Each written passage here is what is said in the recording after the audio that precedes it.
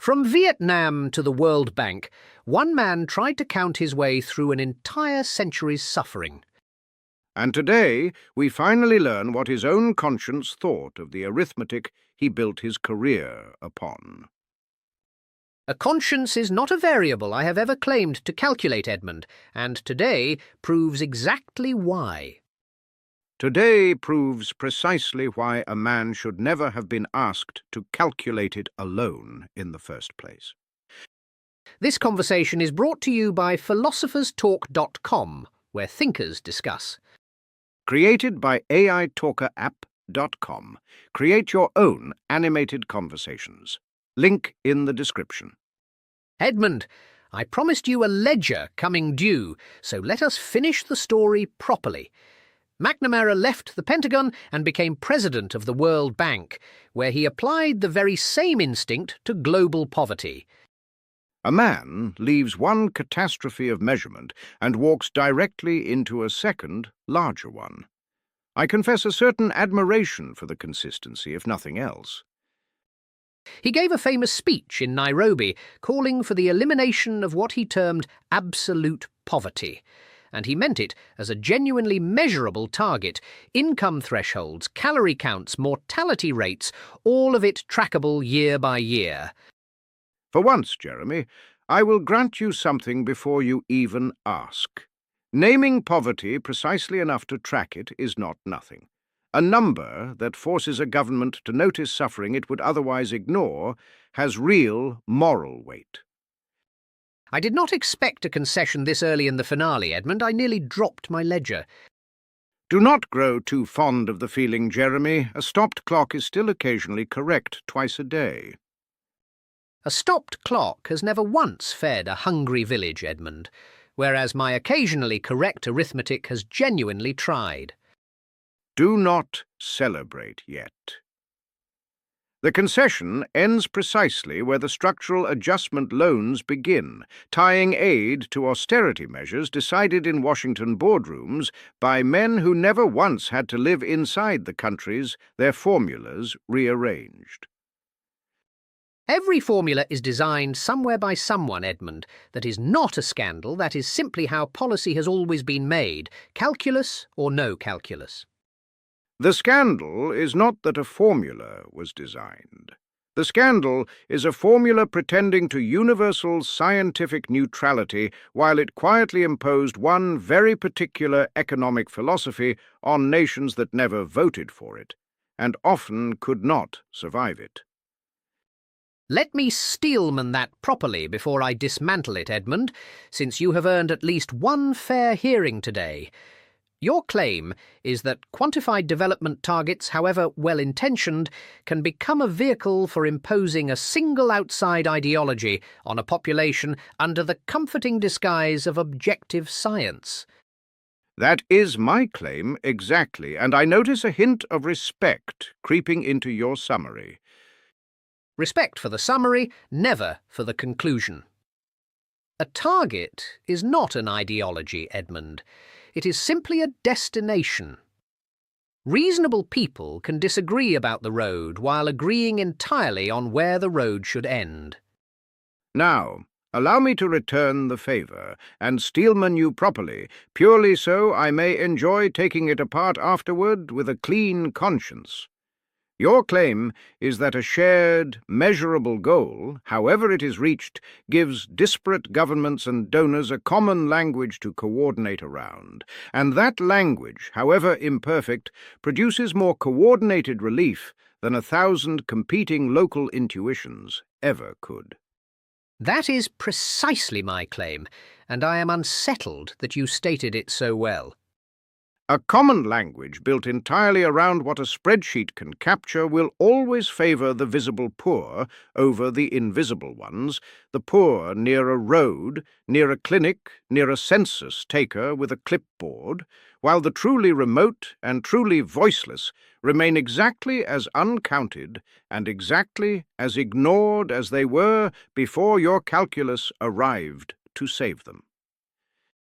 That is a genuine flaw in implementation, not in the underlying principle, and I will not pretend otherwise simply for the sake of pride. There is no daylight between a principle and its implementation once real people are living or dying inside the gap you keep insisting is merely theoretical. There is a modern echo of this entire argument worth naming plainly, since it is still unfolding today.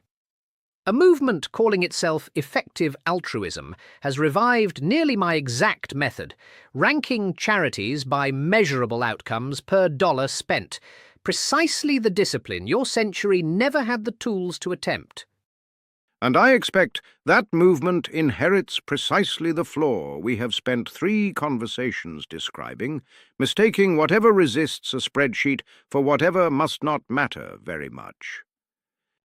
Perhaps, Edmund, but I would rather inherit a flawed method still capable of self-correction than inherit your comfortable certainty that nothing should ever have been counted in the first place.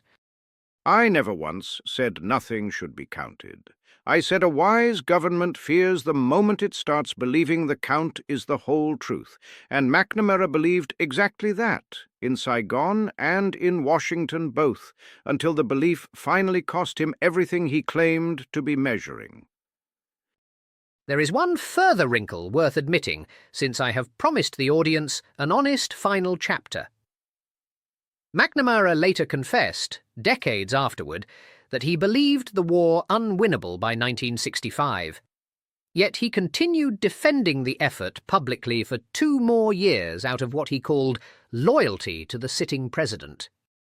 Loyalty to a president is not the same as loyalty to the truth, Jeremy, and a man who confuses the two has confused precisely the 2 things a public servant is sworn never to confuse.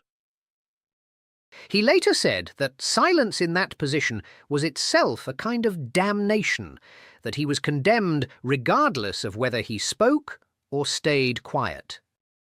Then he understood his own guilt perfectly well, and chose the quieter guilt anyway, which tells you everything about what his calculus was actually protecting in the end, not a nation, but a career. I will not defend that choice, Edmund. A man's private cowardice is not an argument against the arithmetic he happened to be carrying at the time. It is exactly an argument against it, because the arithmetic gave his cowardice a respectable disguise.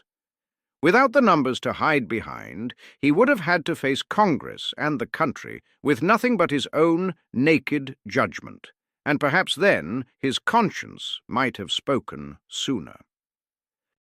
Or perhaps, without the numbers, nobody would have believed him at all, coward or not, and the war would simply have continued under a different man telling the same comfortable lies with even less evidence behind them. That is the most honest thing you have said in 3 parts, and I notice it does not help your case in the slightest. A man can be wrong about Vietnam and still right about the value of counting itself. A man who cannot tell those 2 failures apart has learned nothing at all.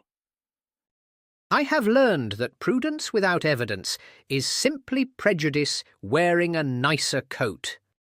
And evidence without wisdom is simply a graveyard with excellent paperwork. That is the most dramatic sentence you have ever constructed, and I still disagree with it. Disagree all you like, Jeremy. The graves do not care who won the argument. Well, I believe the calculus has reached its final, quite heated total for this series. The total, as ever, comes out somewhere between your arrogance and my exhaustion. If you found my performance across these 3 parts the superior display of reasoning, which any honest calculation confirms it was, like this video without further delay. Or subscribe simply to spare yourself another 3 parts, trapped alone in a room with this insufferable little arithmetic engine. Insufferable is a strange word coming from a man who required 3 entire episodes just to admit 1 column of my ledger was occasionally useful. One column, Jeremy, out of a ledger that buried a war and mismanaged a continent's worth of poverty in the same tired breath. Subscribe regardless, and decide for yourselves whether his eloquence has ever once produced a policy that actually fed anyone. Subscribe regardless, and decide for yourselves whether his numbers have ever once told the truth without help from a man like me standing over his shoulder. Made with AITalkerapp.com, where you can turn your own conversations into animated debates exactly like this one. Link in the description below.